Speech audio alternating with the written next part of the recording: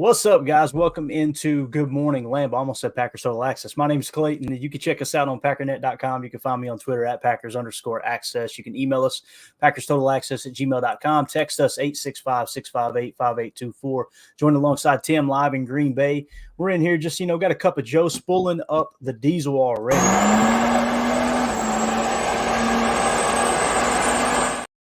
Just getting this thing cranked up right. Guys and gals, it's Friday. I don't know about you, but I am so excited, man. We got Christmas right around the corner. We got football tomorrow. We've got football on Sunday.'ve got a triple header on Monday.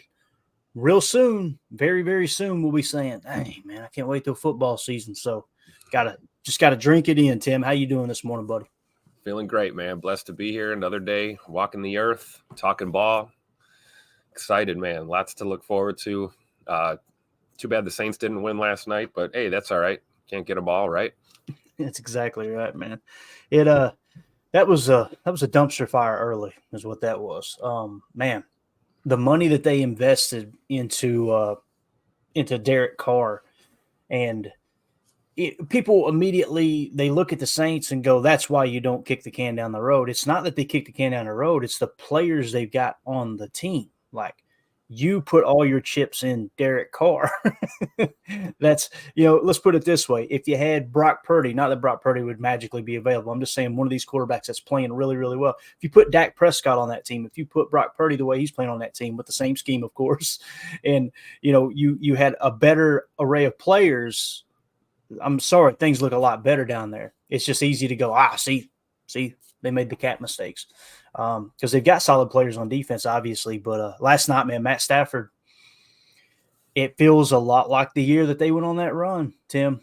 And his arm looks completely healthy. He was flicking that wrist with sidearm passes. The offense looks like it's firing on all cylinders. McVay's in his bag. And I remember the year they won the Super Bowl. We heard people over and over, they're not the best team. Just because they won the championship, they're not the best team. Okay. They still got that. They got that Lombardi out there in the trophy room, so I wouldn't mind to have it. To be honest with you, so, Matt Stafford's that dude. Yeah, I got a lot of respect for him, man.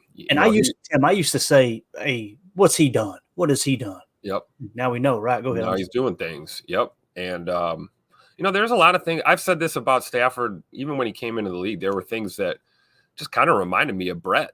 Honestly, Stafford's rocket arm, real tough. He's a player's player, definitely a quarterback's quarterback. If you love football, you love guys like him, man. Just the way he approaches a game and goes out there and plays. So hopefully we'll, meet him in the playoffs or something and send them home. Yeah, definitely. Now we're going to hit on the Jordan Love contract here in a minute. I got several comments marked here in the chat too. One from Carly Ray. I'm really interested in hitting on it because she seems to disagree with us on what Devondre Campbell's comments were. I'm going to tell you this right now. If there's anybody who can convince me otherwise from what I'm feeling, it's probably Carly, because Carly is the most level-headed person and thinks things through and doesn't go on social media ranting and telling people to kill themselves and whatever else. So I'm eager to kind of dive into that and see if we might have overlooked something there. Drew D, thank you for the super chat, buddy. Appreciate you. He said, last week sucked, but we're still in the playoff hunt. Last week doesn't need to define this week. We need to restore hope for the game. Go, Pack, go. Very well said, Drew. That's the thing, too, is like when you look at the NFL across the league, this stuff happens every single week. We look up and go, man, can you believe that team beat this team? Or can you believe they blew them out? Well, we're kind of talking about last night. You're talking about two teams that seemed like they were evenly matched going into that game. Both their starting quarterbacks were healthy, right? And then you got one going in there just absolutely boat racing the other. I know it ended up being, I believe, an 8-point game, but let's be honest, that game was never that close. Mm-hmm. It was all night long. The Rams were just running rump shot over them. So, but appreciate the super chat there, Drew D. Completely agree with that. All right, let's get to what Carly said. Carly said, I think these last two games, the defensive scheme focused so much on shutting down Barkley and Evans that they neglected other key areas, and it came back to bite them. I hope we will see a more well-rounded game plan. And then she goes on to the comment I was talking about. She says, also, after listening to Joe Barry's press conference, I actually think Devondre's Twitter comments were more about the coaching staff than the fans. The fans didn't know he was playing through injuries, but the coaches did. Carly, the latter part of your comment is the one I disagree with, simply because there were fans. We were talking about the injuries, 2 weeks prior, right? You heard me say over and over and over, man, is this Dre kind of hitting the norm? And that first year was an outlier. The second year was kind of an outlier, and this is who he is, or is this the injuries that's slowing him down? When we talked about him, his inability to pick off that ball, which I know people don't want to hear it. That was the absolute perfect play call. They had two defenders right there on the sit, and should have been picked, possibly a pick six. We immediately went, man, why was he so slow getting to that? It's got to be the injuries, right? If you go to Twitter immediately following that game, just search Devondre Campbell or just search Campbell or Packers or whatever. You could probably narrow it down a little bit easier because people misspell his name all the time. I know I've been guilty of it. So Came a long way. That's his handle. I always type that in. You find him right away. Yeah, but I was referring to people tweeting about him. Oh, right. If you go to that day of the game, look at what fans were saying about him, and he is on Twitter. He really sees what people tweet, and I know there's a certain select number of the fan base. Well, he should stay off Twitter. I respectfully disagree. I tell those people, so should you. yeah, no doubt. I don't see him going on there just randomly commenting on people for no reason that have never interacted with him or he's never interacted with them and just saying absolutely rude things. Now, back to what you said, and someone else kind of mentioned here, we're going to carry this conversation over because there were several people in the chat that brought it up. Doug said, Carly Ray, I was interested in the timing of Devondre's tweet. Paul Brettel said Matt LaFleur held the meeting with the defense on Monday. Campbell's tweet came out Tuesday.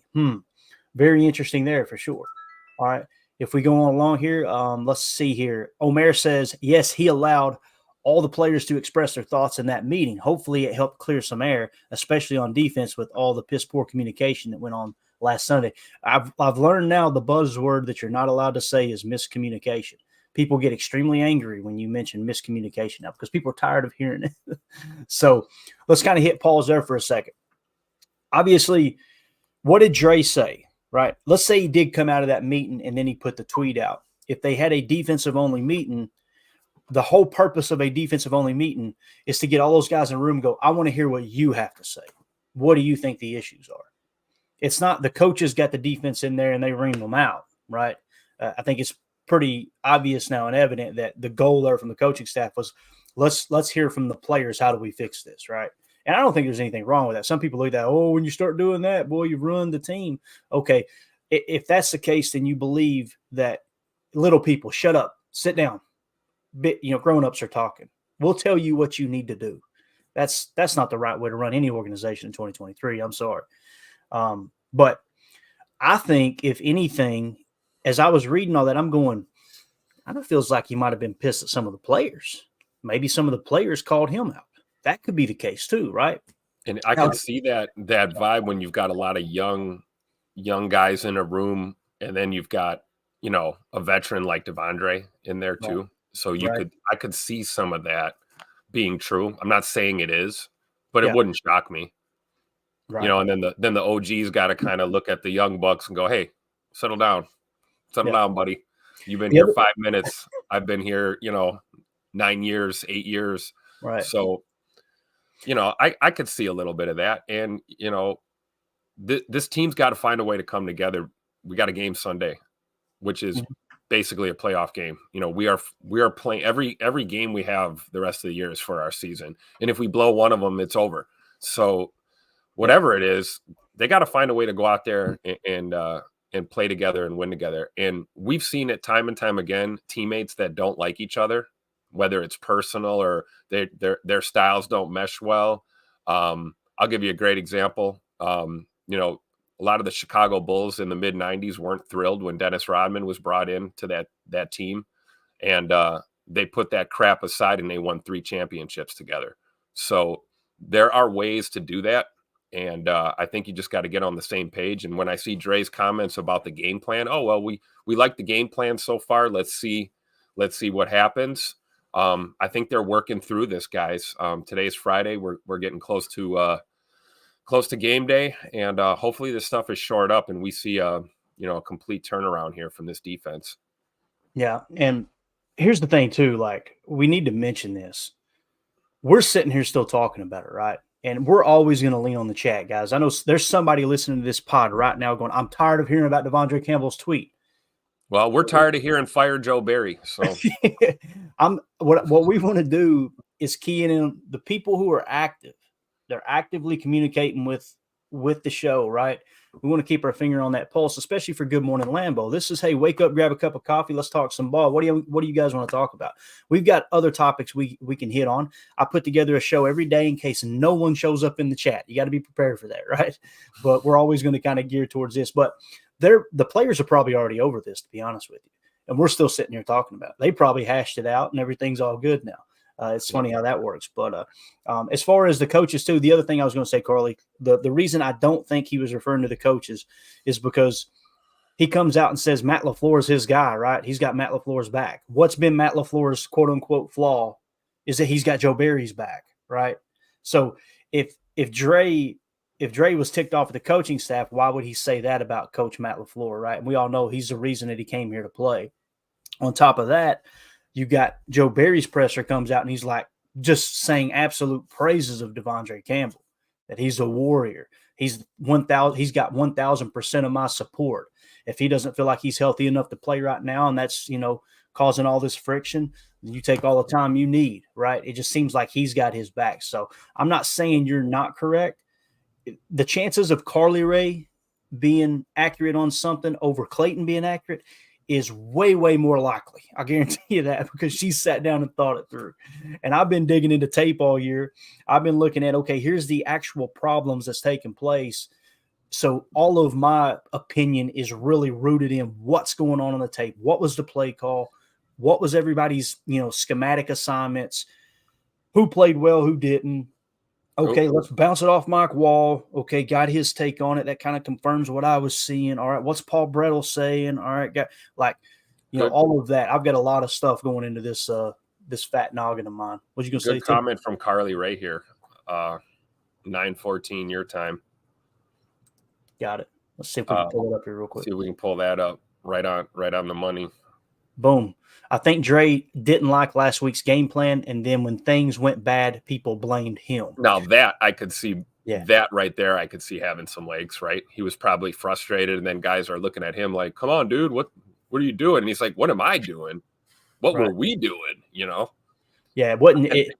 If the blame was getting put on one guy, which on Twitter, that's what I mean about the fans. Like, you would think Devondre Campbell was the only person on the field. Like, there were several times I'm going, damn, Quay, what are you doing in this situation? Like the one we showed with the quad right, the quad right with the motion left. When you look at that play and then you go to Twitter and it's just Devondre, and it's like, you realize he wasn't even on the field for that play, right? They ran a dime, and that as soon as I read her comment just now, Tim, immediately popped in my mind was that dime play. They took Dre off the field in a nickel situation, took him off the field and put an extra safety and extra corner in. So could be. And we talk about Dre being one of those he's just a real dude, like I always say, no flash, all substance. I got to believe in my heart of heart, if he was really frustrated and he really had a problem, he'd address it, if he was that serious and really had a problem with this staff, a guy at this point in his career that he's at, maybe he just puts it out there, and the fact that he didn't tells me we may be, reading into things that aren't necessarily there. But then again, that's all we can do is speculate. We're not in that locker room. And to your point, Clayton, no matter what, we're gonna be late to the party with the news, because it's gonna be over by the time we know what's going on. We're on the outside looking in, But I can tell you, man, sometimes this type of crap can galvanize a team. It really can. Well, you said this, and who were you talking about? And you're not getting your assignment, and you get the finger pointing and all the blaming and all that crap done behind closed doors, and then you come out on Sunday and you boat race Carolina. That's what you do. Yeah, so that's my attitude. I'm gonna stay positive right now. I think they're gonna come together. That would fix every problem in that locker room if you come out and beat that team by a couple scores, right? Absolutely. All of a sudden the media's writing everything positive, and Clayton, you said this earlier this year. We as fans, we're waiting for one of these games. We are due for a Green Bay Packer just boat race, because we have not had a single game this year that wasn't a nail biter to some degree. I mean, even the Chiefs game, the Chiefs didn't have a lead that entire game, but there were moments towards the end we were like, oh God, here we go. The only one we really had was the Rams game, but we were playing, ripping. Yeah, that's true. That would won't count. That would be as close as we've had. But I would love to just, kick the feet up and, just relax and watch a good old fashioned Packers, no doubt type victory. But we'll see. Yeah. All right, let's run through the chat real quick. Let me get caught up, and then we'll go to all the Jordan Love contract talk. We got a lot of cool screen grabs there to kind of explain what the landscape looks like around the league as far as the quarterback position and cap hits. Omer in the chat said this team has looked fabulous when they're on the same page and play as a unit. When they don't, we get the crap we saw Sunday. What was concerning is our secondary vanished. We stunk versus a run and not the pass. Immediately, I think, who's in the secondary? Valentine. Stokes pulled himself from the game. Valentine, 7th-round pick. Jonathan Owens, don't even know where he was drafted. Rudy Ford, I couldn't tell you where he was drafted. And he's the highlight of the secondary. That's what's crazy. But anyway, Omer says they all hate Barry, so they create their own narrative to support their views.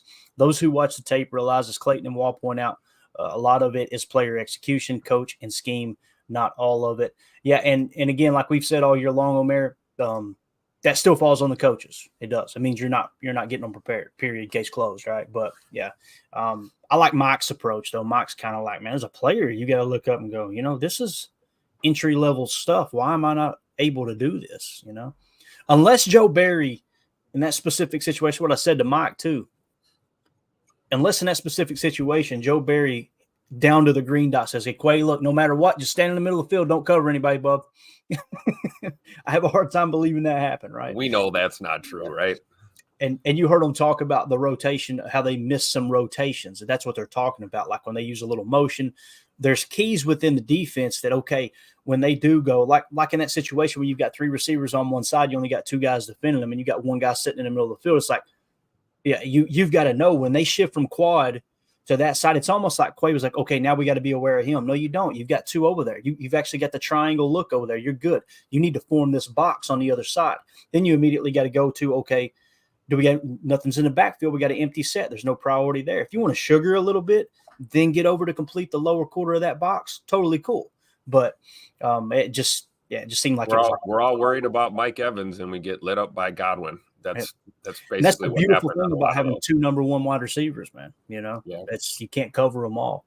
Now, this whole idea that people think that Devondre shouldn't be covering Godwin in the slot, then you're saying, okay, you want to play 100% man. We're back to that argument. Although Keyshawn got his lunch ate last week against the Giants, and that's what cost you the game there. Like there's pros and cons to every adjustment you make, right? Now, if you're suggesting we should just play dime and quarter all the time, not quarters, quarter. Dime meaning, with nickel, you've got 5 DBs. Dime, you've got 6. Quarter means you got 7. If you're suggesting we stay in that, don't get upset when they run all over you again. That's the pro and con. That's the give and take. We load the box and they run all over us too. So yeah, that's so tough, man. That's more frustrating to me. I'll take the D giving up the underneath. Right. Bend but don't break. But man, when you put 7 or 8 in the box and they still run right up the A gap, it's I don't know what we do with that, Right. Let's see here. Deadfish says, good morning, PTA. Going to miss today's show. We'll be on the road, but wanted to stop in and say hi and hit that like button. I think I found the Nadler meltdown. Feel his pain. Back tomorrow Eve. Hey, safe travels out there, Deadfish. Hope you have a great holiday, buddy. And be careful. Yeah, the Aaron, I'm assuming he's talking about Aaron Nagler's meltdown. I watched what was it the other night? What's it called? The show Packers Transplants with him and Corey. And it looked like Nagler regretted it a little bit, but at the same time, he's going to double down. If he's in that situation again, he's going to have the same meltdown. Nagler is one of a kind on his live. And I'll tell you what, man, we all fan differently, right? And absolutely, yeah. I'll tell you what, I'm not going to necessarily defend Nagler here, but I'm going to say that I appreciate the passion, and that's where it comes from. Corey too. These guys are passionate Packer fans, and just like we are, right? We're just passionate in our own ways, man. Right. I'm a very boring fan. If you follow me on Twitter, you'll go, okay, this guy doesn't have a hot take one. Now, I like to prod a little bit, poke a little bit. Like I put a tweet up the other day about Robert Saleh, right? I was actually sitting on the runway and tweeted this out because I was listening to Michael Lombardi and he pointed a stat out, and I'm like, man, is that the knock on Robert Saleh? Is situationally, divisionally, he just can't win those big games within the division. He pointed out that the Miami Dolphins have outscored the Jets this year 64-13. So I tweeted out and was like, man, the great defensive mind of Robert Saleh. Everybody acts like Robert Saleh is like the second coming of Bill Belichick or something, right? Because of the precious DVOA, of course. That's the main thing. Don't look at the win-loss record. Don't look at situational football. Don't look at what they're doing in the red zone with the game on the line. Don't look at how they match up with the team that's across from them, i.e. Tyreek Hill. Let's just look at DVOA, right? I mentioned that, and people lost their minds. It was just like, well, their offense is bad. Okay, now the defense is determined by the offense. Got it. It just makes no sense to me, man. Makes no sense. And what I was strictly doing, and when he mentioned that too, when Michael Lombardi talked about it, I'm going to be doing a breakdown of defenses here real soon. I'm trying to get through the season because if we're going to playoff push, I want to put it on the back burner. But we're going to deep dive the top defenses across the league. Okay, what are they doing? Could that be a direction we go in? That type of conversation. One of the things that you're going to need to look at is how do they perform within the division? What do they do in those important games? Like, do you want a DC in here that, yeah, they put up great numbers throughout the year, but when you play the biggest opponents, they absolutely crap the bed? That's where I was pointing out with Saleh was like, how in the world is he giving up 64 points in 2 games to the top-ranking divisional opponent when the Jets were supposed to compete for that division, right? And immediately people insert the Aaron Rodgers aspect. I got you. But I just pointed that out, and, boy, I had a fellow Christian come at me and call me dumb. And said, I can't remember what it was. It was like 2 or 3 tweets in a row. And he told me I had weird energy. I was going, I put a tweet up and you jumped in here and insulted me back to back to back. And you're supposed to be a Christian. And then I've got weird energy. What the hell are you talking? Get out of here, dude. So we gave him the old roadhouse. But I'm sure he'll be back later in the form of a burner account, which I love the fact that I shouldn't say this, but I'm going to say it. I can tell when someone's using a burner. I'll just leave it at that.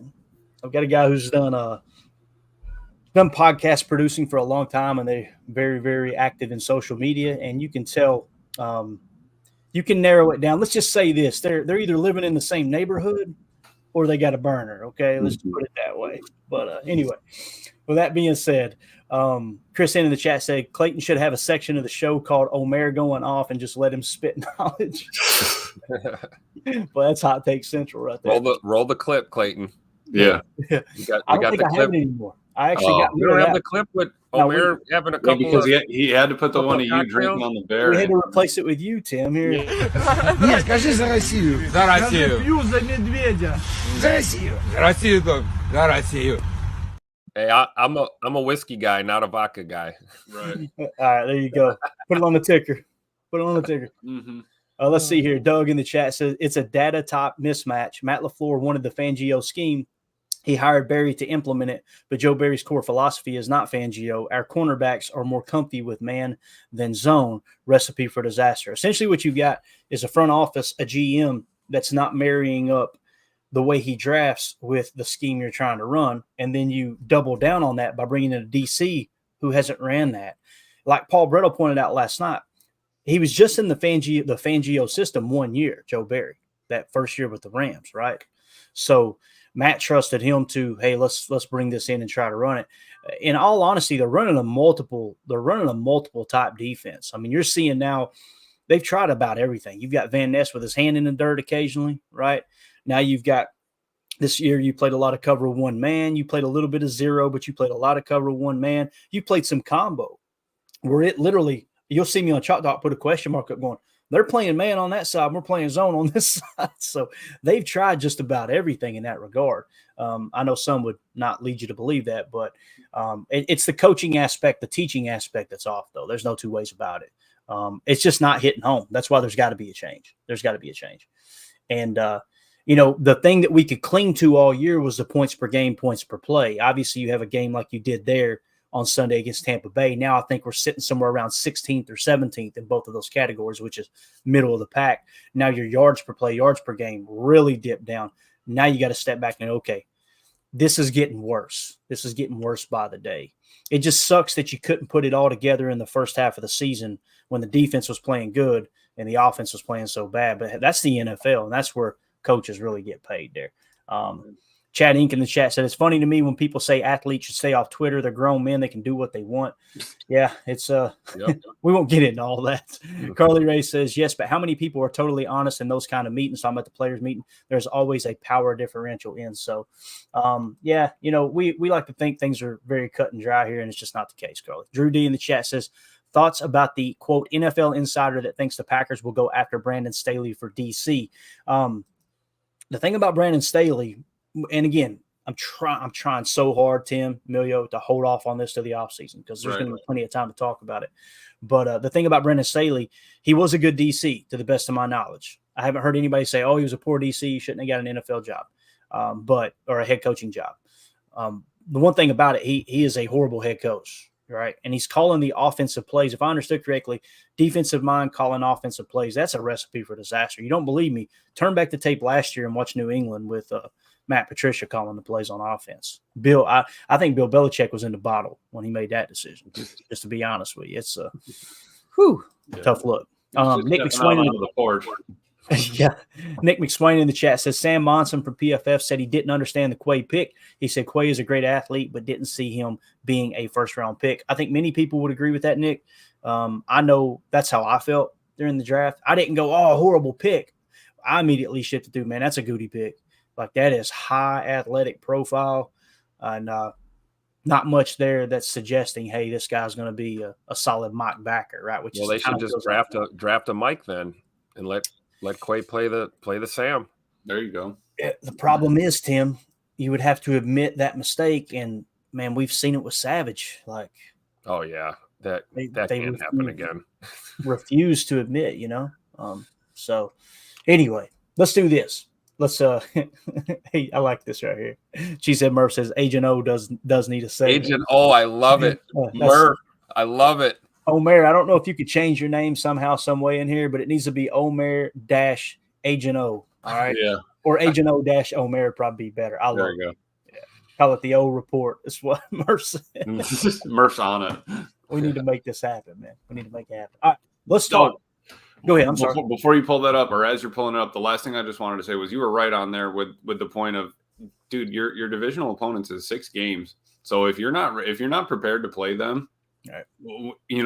If that defensive coach isn't ready to go, that's an issue, man. You could turn your season around with those 6 divisional wins and something else. So it's not like it's a tiny factor in this overall picture.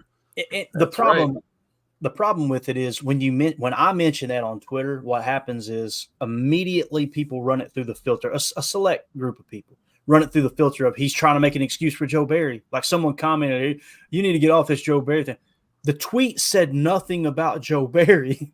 The tweet was about, is Robert Saleh as good as we think he is? Because as you start to look for the next DC, these things matter. They're important. But it feels so much like last year with Aaron Rodgers. People hated Aaron Rodgers so bad that nothing else mattered. This is Aaron Rodgers. And others will say, well, they're just making excuses for Aaron Rodgers. No, the guy's got a broken thumb, and we led the league in drops. If you think that's an excuse, then I can't help you. Like your hate has exceeded anything that I can bring logically to the table. That was the guy last year, right? This year, it's Joe Barry. Next year, it'll be someone else. This year, it started to be – you notice when the defense was playing decent, right? When we were talking about, man, look at them. They're borderline top 5 in points per game or points per play. Who was everybody dogging on? For a bit, it was Jordan, and then it became Christian Watson. Watson is just, they trashed him. They're arguing with his family on Twitter. And this. Yeah. You notice the commonality, by the way, with all the Twitter toxicity? There's one commonality. You see it happening with this player – then that player, you see the fan base going at each other. You see them roasting Aaron Rodgers all year last year. The one thing that's common in all of these situations are the fans. like, let's stop being toxic on Twitter and all this fixes itself. Right. It's one thing to say, hey, here's what I see. Here's what I think's wrong with the team. It's another thing to go in and call someone trash and tell them to kill themselves and anything else. All they want to do is burn it down. And they're just trying to figure out what they need to burn down tomorrow. Like, it's like, all right, well, what am I burning down today? What am I burning down tomorrow? It's like, can we chill? Look at this right here. Let's get to the important stuff. Coach Monk says, good morning from Tennessee. Just went to Pals and got some cheddar rounds. Let me tell you something. Let me tell you something, Emilio. You ain't got a Pals in Knoxville, do you? I don't. Have you ever had Pals? No. Bro, listen to me. They got these little golden, beautiful things called cheddar rounds, where it's exactly what it sounds like. It's just like a deep fried ball of potato just loaded with cheese. Bro, you can hurt yourself with that thing, man. That sounds delicious. I'm gonna have to make a stop on my next trip. I sit in between about 4 different Pals. So the devil talks to me every day. I'm over here trying to get the diet under control, and I look over and there's that big Pal. So I'm like, what time is it? Yeah, we got to go grab some cheddar. Anyway, I feel you, Coach Monk. Let's talk about Jordan Love real quick. So if we're going to talk about the contract of Jordan Love, what it may potentially be, look like, we're sitting here saying, I think he's the guy. That's my opinion is I think he's the quarterback of the future. Let's go around the horn and just make sure that everyone does agree with that or doesn't agree with that. Tim, do you feel comfortable saying Jordan Love's the quarterback of the future for the Packers? Being that I've said it for 2.5 years, yeah. Okay, you're staying with it. Still there. More so than ever. Emilio's got the thumbs up, right, Emilio? Yep. Okay, you believe he's the guy. So let's talk about what that could potentially look like. Now, obviously, he's under contract through next year. I think Goody did a good job. Goody saw something, right, and said, all right, let's get ahead of the curve here, and let's make sure he's under contract next year. So keep in mind, you can franchise him after next year. That's not ideal, right? You want to get some kind of long-term deal done if they continue to believe that he is the guy. If a better quarterback doesn't fall to them in the draft and they pull the trigger on that, right? You got to mention that possibility. So when you look at the quarterback, the 2023 quarterback room cap hits across the league, it's going to be hard to read. So if you guys need a number, let me know. I'll read it off to you. But essentially, this is how much of the cap is allocated to the quarterback room for all of these teams across the league. Okay. Green Bay is currently 26th at cap dollars, being at $5.2 million. That's only 2.3% of the cap, just to kind of give you an idea, right, of exactly where they sit cap wise. Tim's going to step away and get some coffee. I like it. Need some diesel, yeah. You got to have that diesel. So the Packers, obviously, at 26th in the league, I mean, they're crushing it with quarterback play to cap hit ratio. There's no two ways about it. Could be the most valuable quarterback in the league given the cap hit. Kudos to Goody because he's seen that. He had the vision for it and made it happen. Now, the problem is your dead cap is not on here, right? And that was from Aaron Rodgers' dead cap of whatever, $41 million. So, you can kind of put that on the back burner and say, okay, that was a horrible decision by Goody. It's why we don't have money right now, given a 3-year, $150 million contract, then deciding to move on from him the next year. Not a good business decision. All right. So when we move on to, this is quarterbacks 2023 total average per year. I like to focus on cap hit. Every time I focus on cap hit, though, people come at me and go, well, that's not the overall contract. So we're going to briefly mention the overall contract, okay? So if you take the 2023 average rankings, basically, if you average out the totality of the contract and broke it down to a yearly amount, right? Joe Burrow comes in first at $55 million, okay? If you go all the way down this list here, you'll notice, obviously, Jordan Love's not going to be anywhere on this list. Look where Aaron Rodgers is, $37.5 million. So he is 1, 2, 3, 4, 5, 6, 7, 8, 9, 10, 11, 12, 13, tied for 13th. Mm-hmm. This is what I was talking about.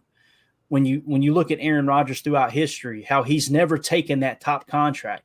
Immediately, the media wanted to go to $50 million. He's the top paid quarterback in the league. It's going to get adjusted. We talked about that over and over. It could have gotten adjusted in Green Bay, but we decided to move on. And it's looking like it was the right decision up to this point. So just wanted to point that out. That's what stood out there. So when you talk about overall average rankings in 2023, $55 million is the top of the heap. And you've basically got, 4 quarterbacks in Burrow, Herbert, Jackson, and Hurts that are over $50 million on, per average. All right. What's Jordan Love's current contract? 2023, his cap hit is $4.4 million. Okay. In 2024, his cap hit is $7.7 million. Now you see all of the escalators at the bottom, right? Playoff escalators. 65%. I'm not going to play it because I got this image pulled up, but 65% of regular season snaps and plus a playoff berth, he gets an extra $500,000. This is how the contracts kind of fluctuate, right? Pro Bowl selection, he gets another $1 million. 65% of the regular season snaps, he gets a $500,000 there. That's in 2024. When you look at Super Bowl win, if he wins a Super Bowl, right, and 65% of the snaps, $1 million. So you can kind of see the escalators laid out. A lot of 65% there. I think Mark Murphy might have had his hand in this contract. I'm sorry, man. You can't have 65% pop up that many times. 9 times and not hit this. 65%. 65%. That's what so that's how his current contract sits out. And now some people are going, Clayton wants the red for 25, 26, and 27. Those are voidable years. We pushed that money out. We pushed $5.2 million out to 2025. We've got 1.7 on the books in 2026 and 1.7 on the books in 2027. So that foundation's already kind of in place if you want to sign an extension. Not that it really matters, but just to kind of let you know how the voidable years are tacked on. Another thing we try to point out here, people go, how do you move that money out? How's it allocated? You can basically, the most common way is to take base salary and workout bonus along with the roster bonus. You can convert that to signing bonus, write a check on the spot, and then that signing bonus money can now be spread out over the duration of the contract. If you've only got 2 years on the contract like they did with Jordan Love through 2024, you tack on what we call 3 voidable years and spread it out over those years as well. This is NFL Cap 101 in 2023 and 2024 and beyond. Until they close that loophole, cash over cap's here to stay, guys. It is. Now, you're going to see the Packers tone it back a bit, I believe, and kind of get the house a little more in order. But I think they're still going to continue to use it. And every time they do, there's going to be a select number of the fan base that's going to lose their mind over it. But to me, it's a necessary evil right now. Really quick, we're going to get into Jordan Love's fair market value. But 2024 breakdown rankings. It's so important. This is all from Spotrac, okay? Understand it may not be 100% accurate, but it should be within the ballpark. You should go check this stuff out. People immediately, when you mention the cap hit, they go, well, that's not the cash. That's not the overall value. That's not the, there's other bonuses involved. All that's at the helm here. The only thing to me as a fan that matters is the cap hit. Period, case closed. I'm not interested in getting here and talking numbers 24/7. I want to know what's the cap hit, how's it allocated, where are the voidable years, what's it going to cost us next year to bring that player back and be able to push money out down the road. Outside of that, I really don't matter. But you can see kind of the cap hit. We'll run through some of the tops here. Cap hit for 2024, Deshaun Watson, $63 million against the They get what they deserve in Cleveland. Yes, they do. Dak Prescott, $59.4 million. Patrick Mahomes, $57.3 million. Kyler Murray, $51.8 million. Matthew Stafford, $49.5 million. Now, total cash, you'll notice Deshaun Watson for cap hit is at 63.9. Number one in total cash is Joe Burrow at 65.7. Base salary, Deshaun Watson. Number two, Kyler Murray jumps up in base salary. So you see the different structures of these different contracts. Workout bonus, Pat Mahomes sitting at the top of the million. Chump change compared to some of these numbers, right? Contract length. You guys heard me say, maybe if Jordan continues to prove his worth by the time that you sign a new contract, whether it's next May or the middle of next year, look at the contract length. That's how you can push money out. That's how you can maneuver money even more. Patrick Mahomes has a 10-year deal. Okay. Some of the other positions, Khalil Mack, 6 years, right? You got Tyron Smith from the left tackle from Dallas, 8 years. That's how they're pushing money out and getting creative. Josh Allen's the only other quarterback on that list with 6 years on his contract. So that would be breaking the norm for Goody. He typically likes to work off a 3 to 4 year deal, right, as far as extension, but just something to keep your eyes on, okay? Overall contract value. Some people say he's the most expensive quarterback because he's got the overall contract value. Pat Mahomes is number one at $450 million. Joe Burrow, number two at $275. Big difference between 1 and 2, especially with Burrow signing his contract after Pat Mahomes. But again, 10 years, people would see at $450 and go, Pat Mahomes ain't no player worth that. Over 10 years, different ballgame, right? It was a very team-friendly deal, as hard as that is to believe when you look at the money. Especially the way the cap's climbing. Yes. And it's going to continue to go up. We mentioned that the other day. There's no cap number been released yet. I don't think it's officially been released, but it's going to skyrocket because, as they said from the owners' meetings, quote, business is booming. So there you go.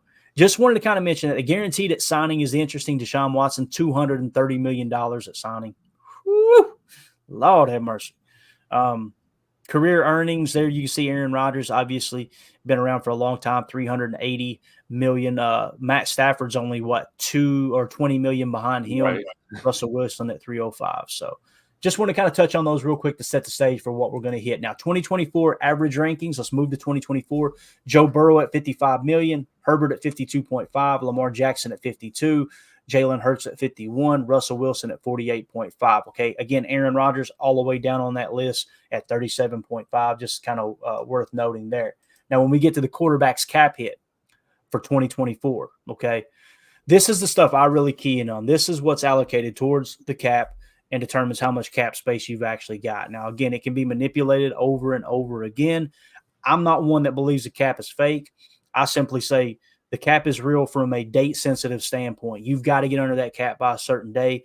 The money, yes, it's always going to come due, but you can really make it never come due unless you want to do a Bobby Bonilla type thing, and or if you want to do a Bobby Bonilla type contract. I don't know if you guys know about the Bobby Bonilla. Oh man, tell him, Clayton. Tell him about this. I don't know all the details, just right off the top of my head where I can rattle it off verbatim, but he's been getting paid over $1 million for like 20 years now because the deal he took was they could push the money out.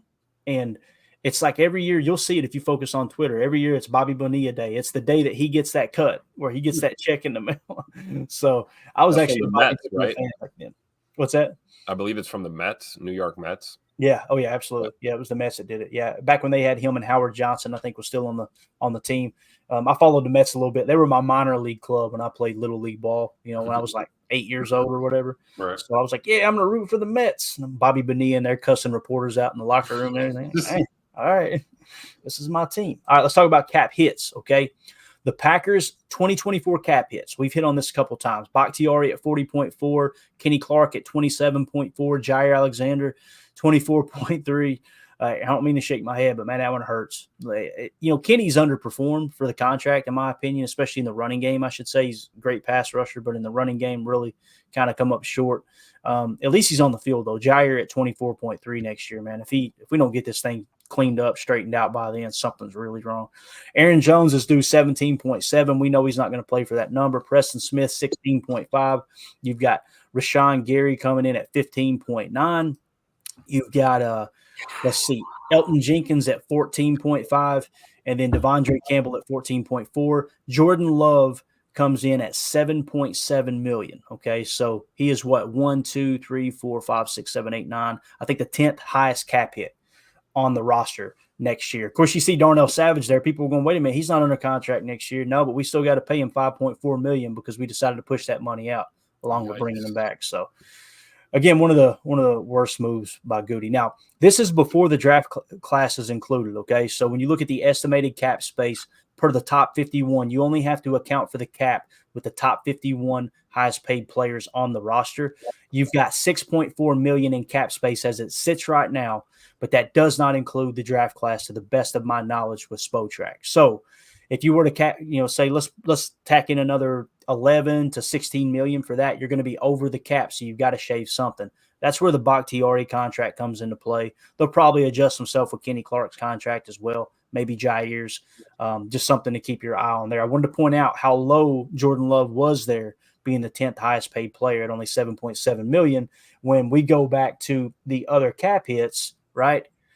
Deshaun Watson, 63.9 million. Dak Prescott, 59.4 million. Again, you got to give Goody credit. Goody working around this, and Jordan Love only 7.7 million. He got ahead of the curve there. Now we're saying, as Jacob jumps on board here with us, good to see you, Jacob. Now we're sitting here going, okay, what is his contract going to look like then, right? Before we get into that, based off everything we just said, let's go around the horn. Let's start with Jacob. Have you caught any of this, Jacob, or did you just now hear me? I woke up real late. I just popped on as soon as I woke up. Just roll out of bed. Me too, Jacob. Must be nice, man. Must be nice. Clayton's working. Tim, you got anything to add to anything we just covered, man? I feel like I'm talking a lot, and I hate it. I don't know. Looking at these numbers makes me glad that we've got a very cheap wide receiver room. That is, those guys are all that's going to be concerning down the road here. But it makes me feel good. Yeah, and I Aaron Jones particularly sticks out. You're right. He's probably not going to play on that next year. So there's a little bit of uncertainty there. But we talked about Jay Love possibly offering him some sort of Patrick Mahomes type of deal, 8, 9, 10-year massive contract. I could see that happening. I really could. It gives the team a little bit more flexibility. And I think Jordan probably wants a long-term commitment from the Packers. So, but yeah, man, I think the thing that stands out the most, it's the obvious. It's the Darnell Savage. Darnell Savage, $5.5 million dead cap. Yikes. And it'd be different if it was like, man, we're getting top 10 safety play. Or we're getting starter top safety 20 safety play. Right. Yeah, exactly.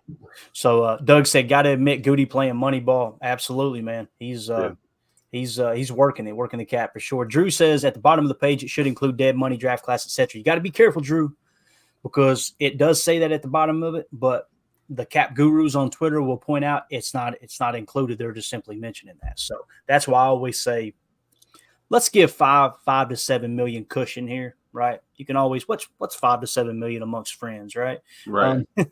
Let's not try to dunk on each other over this because everybody gets so angry about the cap. You've got some people that they've got their whole identity invested in. Here's the exact cent. That's cool. That's not how this show is going to operate. We're going to operate off of cap hits. All right, how much money? We've talked about in the past, doom and gloom, doom and gloom, doom and gloom. Our cap's trash. What are we going to do? There's nothing we can do. And then next thing you know, you got money to do whatever you want to do. It goes on every year. It's pointless to waste time. I like what you were saying about Kenny Clark, though. And then if you look over to the right on the market values, we got him locked in for 27 million cap hit. They're saying that he's, roughly worth 17.1.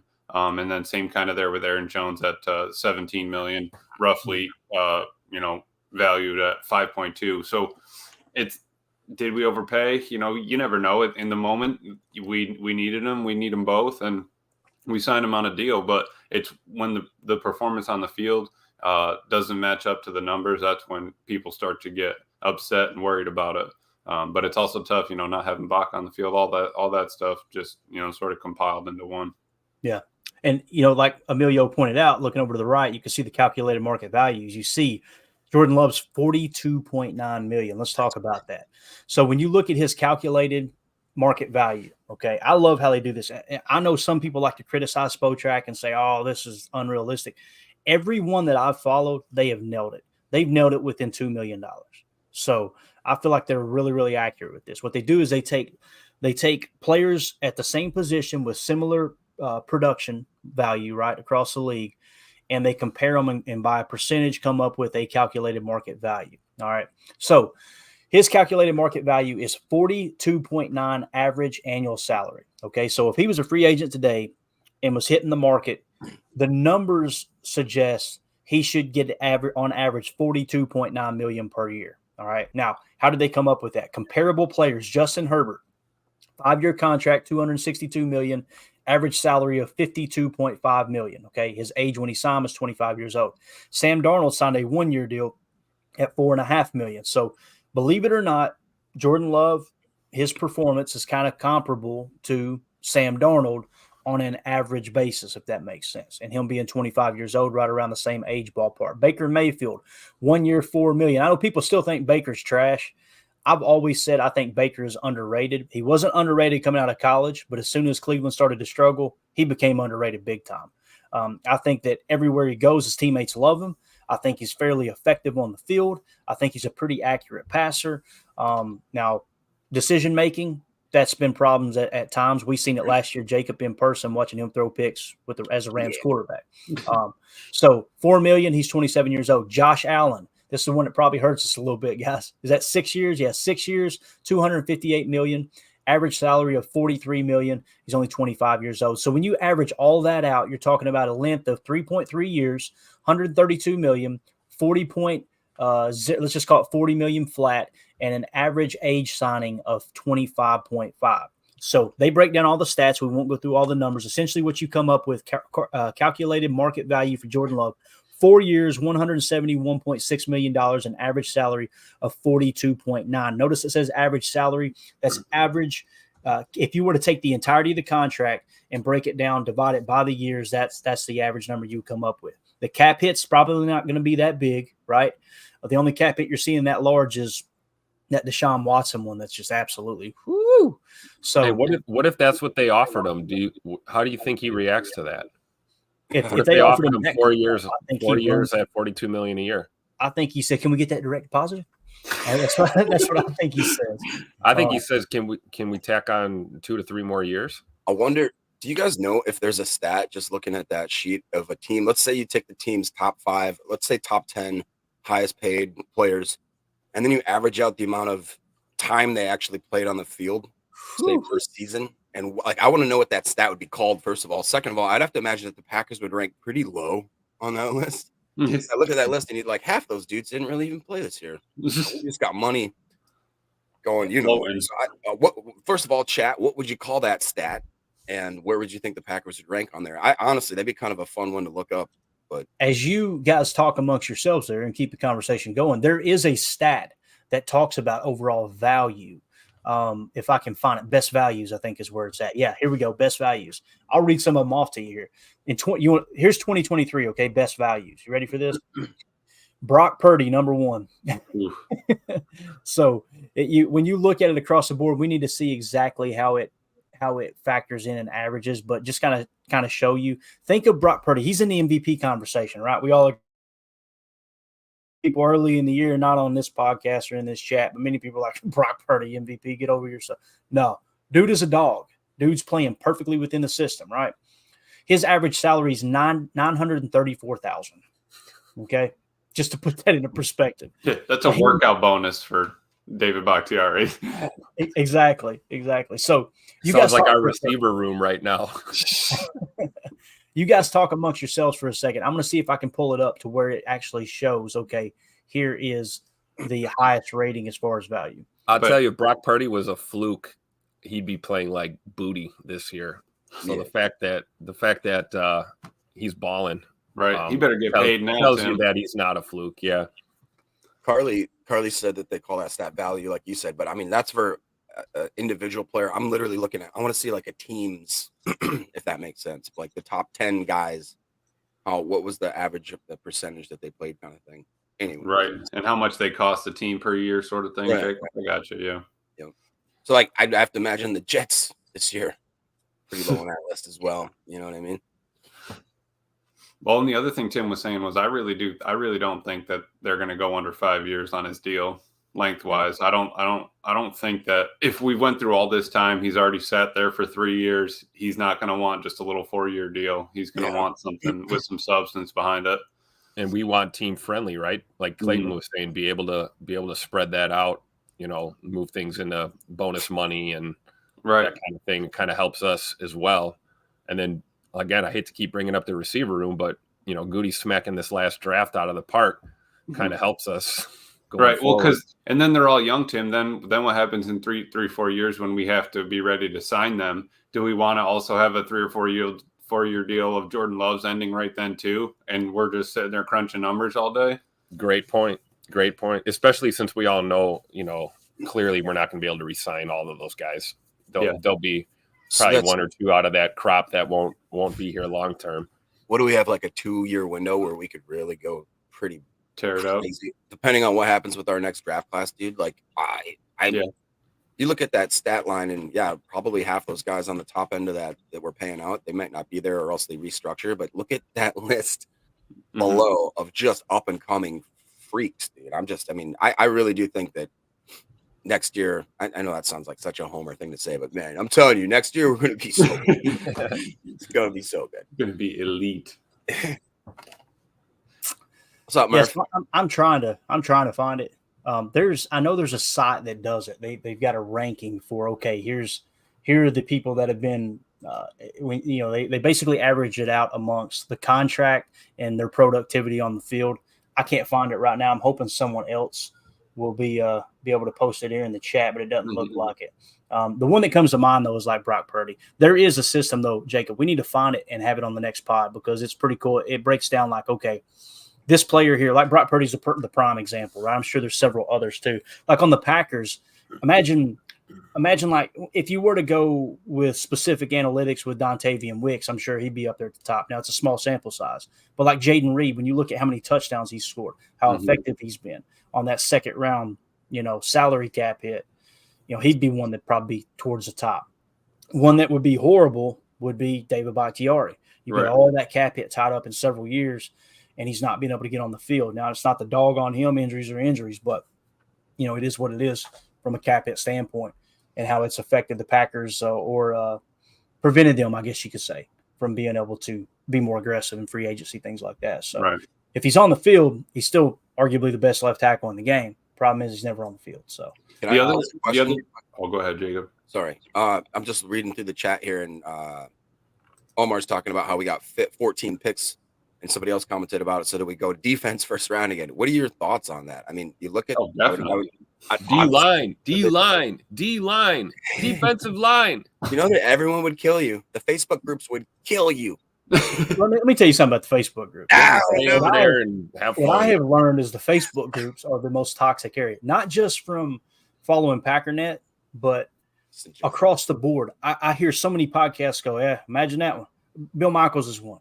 Facebook comment, imagine that. Like Facebook is very toxic in the private group chats, right? Or the private group pages, I should say. You've got a handful of people that their overall goal is this team. What a bunch of idiots. Let me explain to you. Some of you are hearing my voice and you know exactly who I'm talking about. So Facebook's going to say we need more receivers. They post daily. First rounder, Tim. The first round, yeah. Let's trade up, get Marvin Harrison Jr., right? Let's go. They lost me when they said, if this team had listened to me 2 years ago, the problem will be fixed. I'm like, bro, they don't know that either of us are alive. You know, right? Like, that's just the facts. Me, you, your Aunt Sally, your cousin Day Day, they don't know any of them exist. All right. They're not looking at Facebook going, man, we should have listened to that. He's right. Yeah. There's a reason Goody makes a couple $1 million himself a year to make these decisions. Just throw a few $1 million around willy-nilly. Yeah. One of 32 on the face of the earth. That's why I always throw in the caveat of, listen, guys, they know way more about football than I do, or else I would be one of the 32, and I'm not. Okay. I'm sitting in Tennessee talking to a bunch of buddies about football. Okay. To have the ego, that's what gets me. To have the ego as a fan to think that you understand more about a profession than someone who's been in the business like Goody. We've disagreed with Goody. We've disagreed with Goody on several things. We also point out when he makes great decisions, right? Mm-hmm. For me to sit here and think that someone's been around the game for 30 years and studied under, Ted Thompson, maybe even Ron Wolf. I don't know if he was with the organization when Ron Wolf was there. He may have been. But to study under Ted Thompson and people like that, and just to have the ego to think I know more than him, that's just wild. I will never subscribe to that process. I'll tell you what we will subscribe to, though. BetUS is the official sports book of Packers Total Access Live. Appreciate them jumping on board with us. If you guys are looking for an awesome way to put a little action on the game, make sure you check them out. You can click on the link in this YouTube video description, okay? If you click on that link, you can register with BetUS using that link for free, and it also puts us in better standing with BetUS and shows, hey, man, people actually listen to these knuckleheads. So, if you want to support the channel and do it in a way that costs $0, that's one way you can do it. We'd appreciate you doing that. As far as the line, it kind of opened up according to PFF earlier this week. The Packers were 4.5-point favorites. If you hopped over to BetUS last night, it may have changed again. They're actually 6-point favorites now. Okay, just to kind of show you the odds and the interface there with BetUS. We appreciate them jumping on board with us. You guys know I had mentioned parlays and stuff that I like to put together, low-cost parlays that have high payouts. Last night we didn't hit, obviously. I think I hit on 3 of the 5 that I picked, which still put us in the positive, but the main parlay that we put 5 on to try to win $90 did not hit. But they've got some really creative ways that you can parlay different prop bets together. You guys know I like to play the unders. America's favorite sports book, BetUS, now celebrating their 30th year in business. Appreciate them jumping on board. Again, click on the link in the YouTube description, and that will help. That will give us credit and put us in better standing with them. BetUS, the official sports book of Packers Total Access. As we get ready to wrap up here, guys, I'd rather just let y'all talk, to be honest with you. Let's go around the horn one time And anything y'all want to hit on, if there was something that triggered in your mind, let's start with Jacob since he jumped in here late. Is there something you wanted to hit on, Jacob? Did you guys talk about Musgrave coming back? We did a little bit last night. Let's hit it. Go ahead, talk about it, man. No, I'm excited about it. It's just another guy at the beginning of the year. You guys remember, if you remember during the draft stream we did, I was over the freaking moon for Tucker Kraft. I basically wanted to get his face autographed on my butt. I mean, I was basically there. So to see the way that he started, I got to hit you with it, man. I'm sorry. You call me anything you want, but don't call me that. It's the type of guy that gets faces tattooed on their left butt. Yeah. Right, go ahead. What mama don't know won't hurt her. So just to see the way he started, I was like, man, I don't know if this was beyond a draft bust. This guy, he had, just it didn't look like he knew anything. He didn't know how to catch a ball and not fall over. I mean, it was ugly to see the way that once Musgrave went down. And by the way, Musgrave progressed better and faster than I thought he would. So I was wrong about that as well. But then to see Kraft step up when Musgrave fell off, it was really encouraging. And all of a sudden I've seen Kraft specifically in the last 2-3 weeks where I'm like, okay, that's like little baby Gronk kind of guy. He's out there doing some crazy stuff and throwing the weight around. It's really good. I will say one more thing lastly, and I'll kick it over to you guys. I would not be mad at all if we were to go running back in the first round. I don't necessarily know who I'm looking at, but I'm looking if it's mid to late round first. That'd be maybe a great Shavink topic. But I also, there's a difference too of us talking like, no, we're not going to go wide receiver. Well, if we're picking at 13 and for some God's reason, Marvin Harrison Jr. falls to 13, yeah, there's a difference there. You take a first round wide receiver or something. There's certain specifics in certain ways that if a draft board falls, you got to take the pick. It's almost like you have to. That being said, man, I'm excited. I'm cautiously optimistic about this last part of the season, but man, the last 2 weeks have been just really gut wrenching just because of how it's like, remember that commercial where the old man with the dollar has the fishing pole and he's like, you're almost gonna get it. That's how I feel like the season's been. So I love it, man. I love how like the city folk, how they dress up for fishing. They got the vests on and stuff. And that's what that guy reminded me of. He was all decked out with the fish. Man, you go watch people fish back home, bro. They look like they're homeless. I'm just joking. Right. I'm like they're like the fishermen that I know don't look like that, but the commercial. 30 seconds ago, they were just driving down the highway. They just peeled over to the side because they saw some movement. Yeah. Yeah. I know you guys don't. I know you don't usually go running back first round. You guys are already eating me alive in the comments, but I just want it. I want the running back of the draft. I want like the guy that everybody says is going to be the next Barry Sanders. Like I don't really know who that. Gibbs. I think I wouldn't have taken Gibbs in the first, but I want something around those lines. I personally liked the Gibbs pick myself. I did. I got roasted for it, but probably in the chat going, "We remember Clayton, you idiot." Jacob wants Bijan. Here's the thing, Jacob. If you hit on it, you're a genius. Oh, look, man, nobody takes running backs. Good thing they did, right? I think the trend in the NFL is it's got to be a dual threat back. It's got to be a back that can catch the football and play a role in the passing game as well as the running game, right? It kind of goes without saying. If you're going to take a running back in the first round, that's what it's going to take. I'm not saying I disagree with you, Jacob, but I think Goody does. I think we would all agree Goody is not big on using a high pick on a first round or on a running back. Right? I mean, when was the last time we drafted a first round running back? Would have been Eddie Lacy, right? And that was obviously Ted Thompson. Dylan second round though.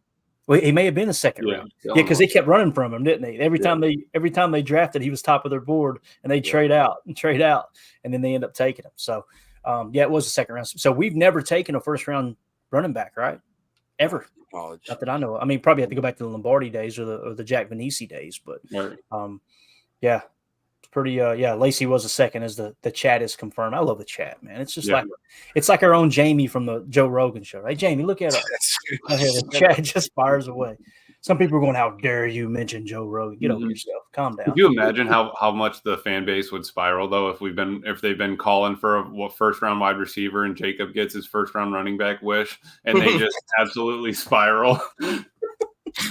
No doubt. Tim, what do you think, man? Look, we're at the hour 4 mark. We're going to talk running backs in the first round. It doesn't take much to get this fan base to spiral. Let's be honest. They were fuming when we drafted LVN, so crying out loud. Yeah, I remember that. I saw a lot of that reaction. Mm-hmm. Me and Clay were like, "Man, this dude's a monster." I'm looking at 90% of Packers Twitter, and what are we doing? Taking edge, like. At least they called it an edge. At least they called it an edge. Yeah, no kidding, right? And then we find out, it looks like LVN's There's so many shots being taken. At least they called it edge. On the season. But what's funny is he's more versatile than that. We've seen it, and I think he'll develop nicely. But it's like, a lot of people were stark raving mad at this last draft, and now most of us are sitting here going, "Whoa, this guy's good. This guy looks really good. Jaden Reed doesn't play like a rookie. Wow, Don Wicks is the man." Those are all Goody draft picks, boys and girls. So yes, they are. Hang on to something, grab the railing so you don't spiral. All right. I'll tell you. I'll close with this, man. I'll tell you this. I'm hoping that we get a dub on Sunday. I'm focused on Sunday. I like that. Every single game is for our season. And you guys know where I stand on this. We are playing not to be on Hard Knocks.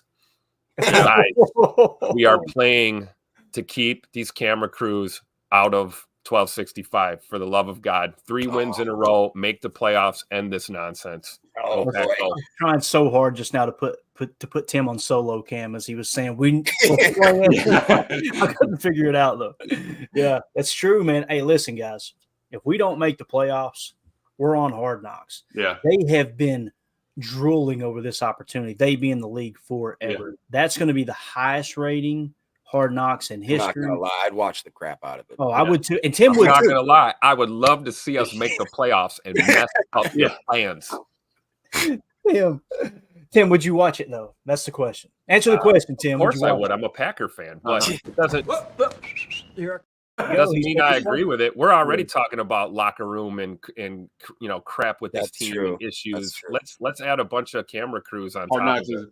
Waiting with their trebuchets at the border, just ready to storm the field and take the cameras in. But no, that's why Jordan Love's got all those incentives, right? Clayton on his at the end of his thing there. I mean, just get him top 10, get him 65% in there for the playoff, get a win. No, we already hit it, Jacob. You don't have to worry about it. Oh, yeah, we're not going to hit it again, Jacob. You know how we roll. 65%.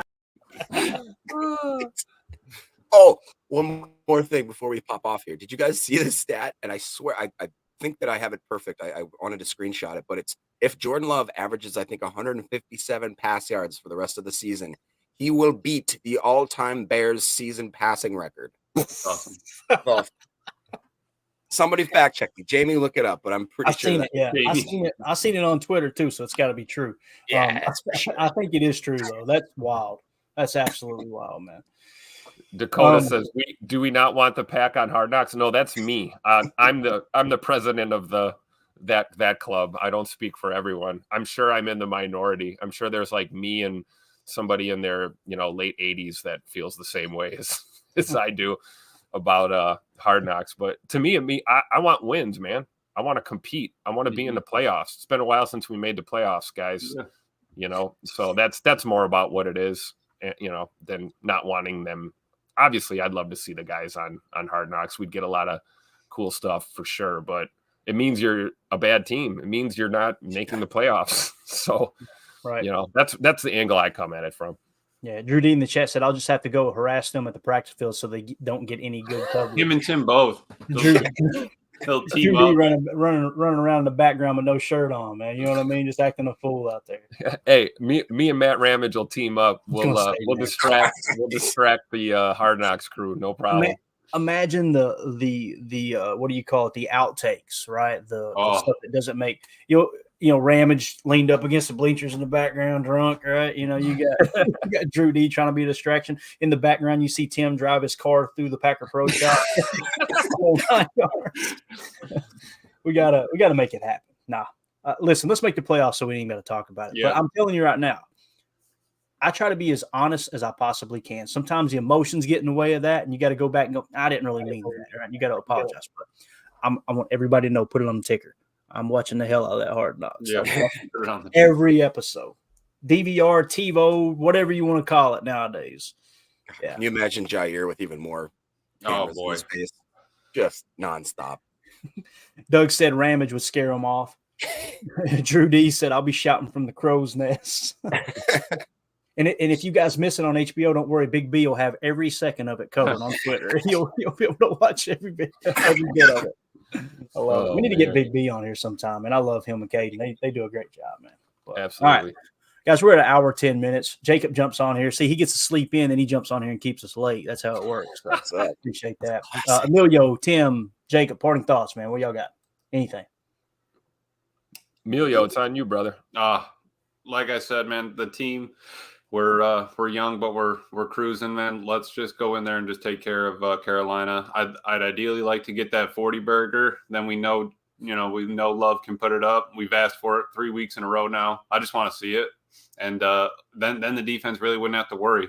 But I don't think I really don't think they're going to let up more than 20, and I think that they're going to show up down there. So it'll be cool to see going into the new year where this team's at, and if we can get Jordan Love a couple more 500,000 bonuses thrown in his pocket, if we can get a win, get him top 10, and get into the playoffs, he'll be coming out of there with like an extra $5 million in the pocket. We can do that. Yeah, then he can afford to go to a live Taylor Swift concert. You know. I don't listen too much Taylor Swift. Jacob, what you got, man? Let's get out of here, dude. What you got? All right, I'll be quick. I'm hopeful. And I don't want to be the Debbie Downer here, but I swear to sweet baby Jesus, if we go in there and if we make Bryce Young look like, if he goes out and does one of these games where it's like, oh, he's just coming out party and all this kind of nonsense, I'm going to lose my mind.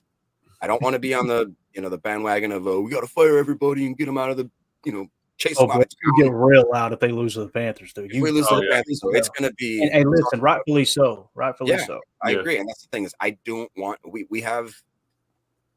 It's by the grace of the Lord, we have gotten to a spot where we have our destiny controlled by ourselves. It hasn't been well the last 2 weeks. We still somehow have a chance. Please just get the wins. So again, we don't have to like Omar's talking about. I don't want the angry mob. I don't want the pitchforks, and I don't want to have to come on here and be like, "It's fine, everything's fine," and then you look at yourself in the mirror and you're like, "It's not okay. This is not okay.